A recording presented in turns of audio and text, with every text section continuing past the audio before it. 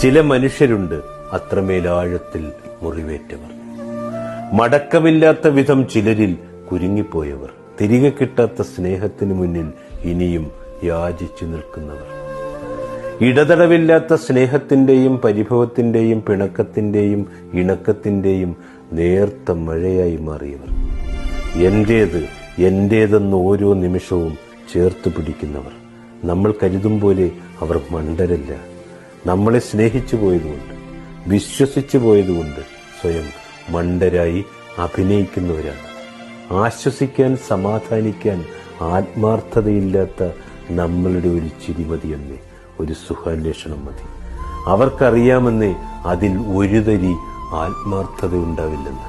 എന്നിട്ടും അവർ അതിൽ തന്നെ ആശ്വസിക്കും, സമാധാനിക്കും, സന്തോഷിക്കും.